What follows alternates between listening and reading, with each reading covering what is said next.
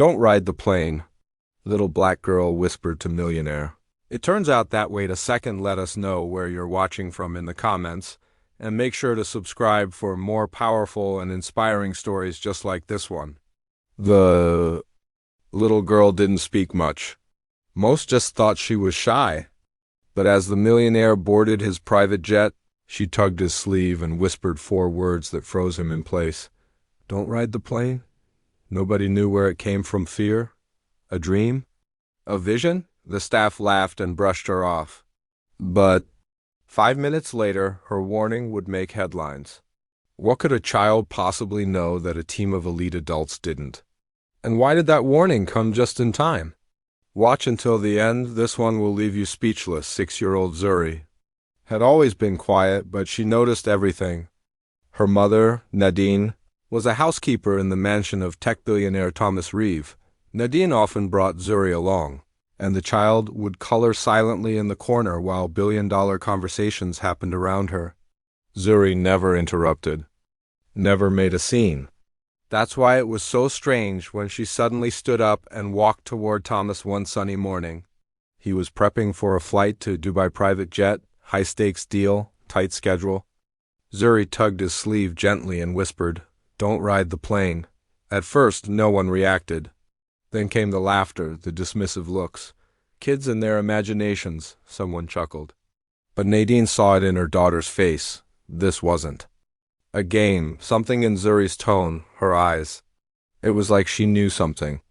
And in just minutes, that strange warning would turn into a life-altering reality. As Thomas climbed into the sleek jet, Zuri's eyes filled with tears.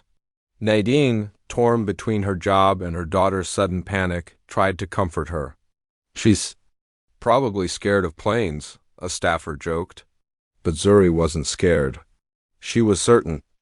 It's going to fall, she whispered, almost to herself. Nadine's heart clenched. She'd never heard her daughter speak like this, quiet but confident, like she wasn't guessing. She was sure. Thomas, halfway up the stairs, paused. Maybe it was. The strange way Zuri stared at him, perhaps it was his gut. He turned to his assistant. Check the systems again. The crew rolled their eyes but complied. That's when the mechanic came running. Something in the fuel system had malfunctioned. The readings had been off but barely. Had they taken off, the imbalance might have gone unnoticed until mid-era possible explosion. Grounding the flight was the only safe option. The pilot looked pale. We were this close, he murmured. Thomas turned to Zuri, now calmly sipping juice beside her mother as if nothing had happened. Later that day, investigators confirmed a rare but dangerous systems failure, something even advanced diagnostics had missed. It would have taken a miracle to catch it. And somehow Zuri did. Thomas sat in his home office, staring at the flight report in stunned silence. His staff buzzed around him in crisis mode, canceling meetings, alerting investors, and securing insurance. But all he could think of was the tiny voice that had cut through the noise. Don't ride the plane. Zuri's words echoed louder than the alarms ever had. This wasn't luck. This was something else.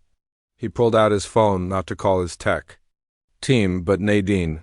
Bring your daughter tomorrow, he said. And not his staff. Word spread fast how a little black girl, unnoticed in the halls of power, had saved one of the wealthiest men on the planet from a fiery death. The next morning, Thomas announced a $1 million donation in Zuri's name to a foundation.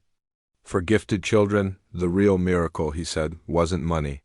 It was finally learning to listen. Zuri didn't see herself as a hero. She just had a feeling, and she shared it. But to Thomas, and eventually the world, she became a symbol. A reminder that wisdom isn't tied to status, age, or wealth. It's often hidden in the quietest places, waiting for someone to listen. Nadine received a promotion, full benefits, and the title of Director of Family Affairs. But more importantly, Zuri was placed in a mentorship program that nurtured her intuition and intellect.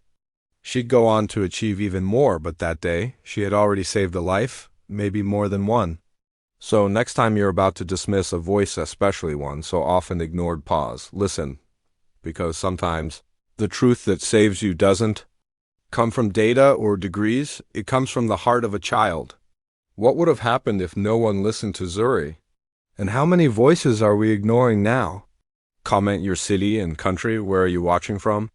Take care.